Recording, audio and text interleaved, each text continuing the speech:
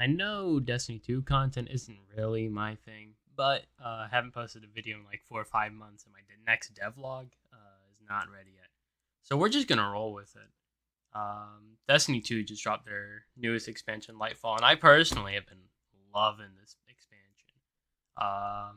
But there's been some big problems with it, so I just wanted to make a sort of analysis type video or review type video about the DLC. Starting with the story, YouTube content creator My Name is Bife made a great video about it. I'll link it in the description below. But I'll give you guys a quick summary on the issues with the story for the campaign. Pretty much throughout the entire campaign, all the characters are telling you that you have to find this thing called the Veil. It's so important, whatever, but they don't tell you what it is. Not they. We still don't know. No one knows. It's just this mystery. Um, Along with that, the ending to the campaign was just very unsatisfying.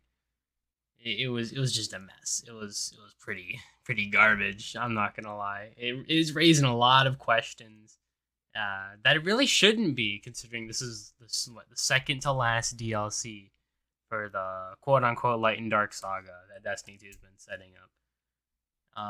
And it is just sort of it's very lackluster. It doesn't feel good, especially not after coming off of Witch Queen, which had an insane story. That was just perfect. It was amazing. I don't know about perfect, but it was great.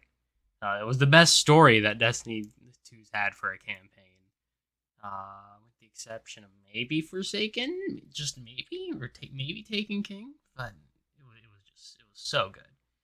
Um, but when it comes to just story, that's really my only big complaint with Lightfall.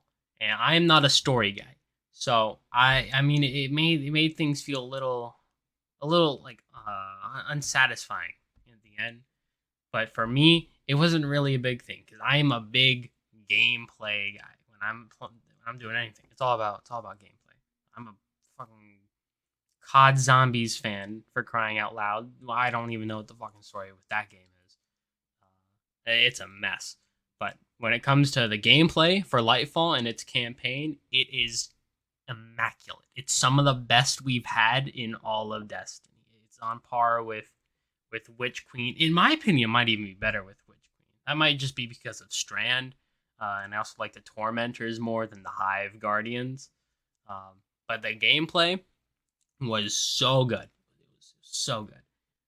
The new subclass Strand, it feels so fluid. The build crafting potential with the new subclasses, it's amazing. It's incredible. And the enemy density in the new area and all of the campaign missions, it's the most that we've ever gotten. It feels like they really did try to make things more difficult this time around with the just amount of enemies in every encounter, every campaign mission, even in the normal open world. It's really good. The legend difficulty for the campaign is amazing, just like Witch Queen. It's kicking my ass on some of those missions. Callus as the final boss was rough.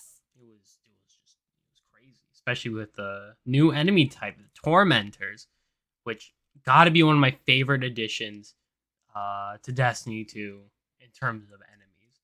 It's a shame because every time they introduce a cool enemy like this, it rarely ever appears in anything. Almost never with Hive Guardians. They're there's one strike they're in. And they're not in a single dungeon, a single raid. At least this time around, there's like all raid with some with one encounter with tormentors in it. But these guys they're badass. They've got these big size. They're grabbing you, throwing you around. They've got these insane looking attacks. They're the coolest enemies that we've fought in a long time. They're just they spice up every encounter they're in. Whenever you find them in the campaign, you really gotta focus them because they're a huge threat. They're up in your face on like a lot of other enemy types in Destiny 2. Destiny 2 has this problem where most enemies will sort of just sit back, stand in one spot, and shoot you. Might move around a little bit. These guys don't do that. They are in your grill the entire time, and I love it. Love it so much. It's such a nice change of pace from the standard just shoot the enemy and he doesn't move, he barely fights back. It's great. It's amazing. Um, in terms of post campaign stuff, for Lightfall, also immaculate. You've got what is it, like 3-4 exotic missions, and you also have the raid, which was amazing.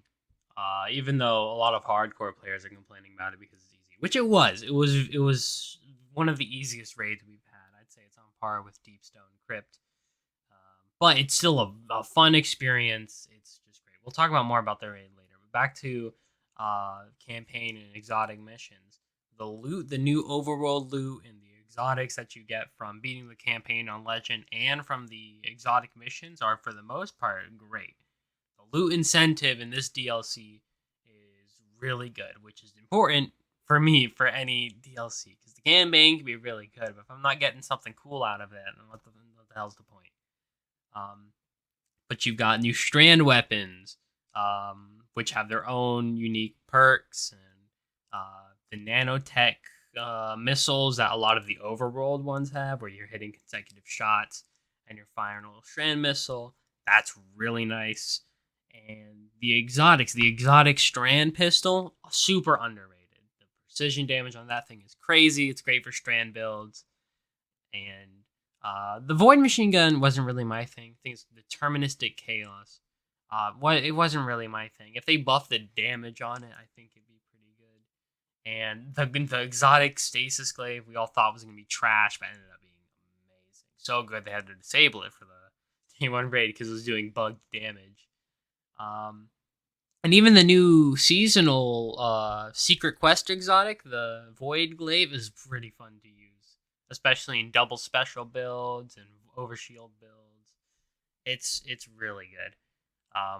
But overall, this DLC, if you are not a story person, if you don't really care about the story like me, 100% worth it. They went all out in terms of gameplay, which they usually do for a lot of their DLCs, but this one it feels special being on Neomuna and doing a lot of these campaign missions, which were very, very well designed in terms of maps, enemy density, enemy types, with the tormentors really shaking things up. I can't stress how good of an addition those tormentors were at making this DLC feel truly special. One complaint I do have, the only complaint I have about the gameplay regarding the campaign, is that they shoehorn Strand a lot, to the point where it gets a little annoying. I kind of just want to use the builds I already have and keep having me use Strand. Don't get me wrong, grappling around with Strand is really fun, but when it comes to killing hordes of enemies with it, especially before you get the fragments are what makes Strand, I almost said stasis, Strand, really pop. It makes it go from a semi-decent subclass to one of the most viable subclasses in the entire game. But you don't get those until you go on a serious grind towards the end of the campaign. Or after the campaign, actually, when you actually unlock the subclass. So before that, you're kind of stuck with little baby Strand. And it's good, but I just rather use what I already have. But it doesn't take away from the experience that much, because it is really, really fun grappling around everywhere and spamming your grapple melee, because they boost the hell out of your grenade recharge time, or your grapple recharge time in the middle of the campaign. The supers are really, Strand just feels great, even though it gets a little annoying in the campaign. Now, actually, I want to talk about the raid, because that's been the latest big controversy in the Destiny 2 community. Is the raid good? Yes, I already said that. It's phenomenal. It's probably my second favorite raid in the game right now. I don't think it tops Vow of the Disciple, but some of the moments and the bosses encounters in that raid were they felt truly special. It is too easy though. It is if because what Destiny did recently on the launch of the expansion actually is they purposely made you under leveled for most stuff in the game. The one thing though is that they did not make you under leveled for raids for some reason. So enemies in raids are hitting about as hard as a wet noodle. Enemies in the overworld are hitting 3 times as hard because you're 5 power levels under, whereas in the raid you are most likely over leveled if you've been doing your pinnacles every week and grinding, and it feels too easy. It feels way too easy for a raid, and to top it off, the raid is designed for combat challenge. The raid mechanics are stupid easy for the most part, with the exception of third encounter, which is somewhat mechanics heavy. You don't even need a lot of people on mechanics. But the add density in these encounters, with the exception of maybe final boss, is truly special. The add density is insane. There's enemies everywhere. The problem is these enemies hit like a wet noodle, like a little fart in your face. That's about as strong as they are, and they die in 1 or 2 shots from a common SMG or common auto rifle. They're just so weak, and they don't feel like a threat. You could run into a horde of them and just sit there, nothing would happen.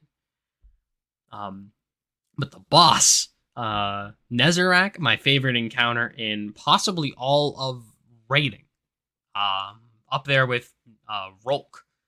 It's such a fun encounter. As buggy as it is hella buggy right now.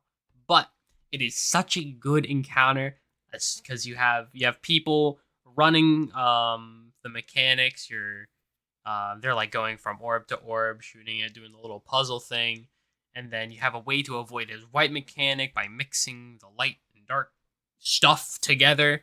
But my favorite role is distracting the boss because it is terrifying. It is so fear-inducing.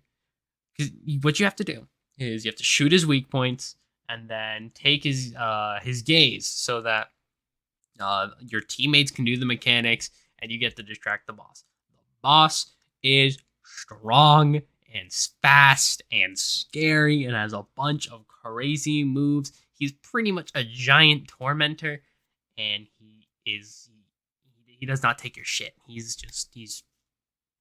that guy. He is that guy. He's gonna come in and beat the shit out of you. If you're not careful, I had to play Ring Around the Rosie with him when I was distracting him in a recent raid we did.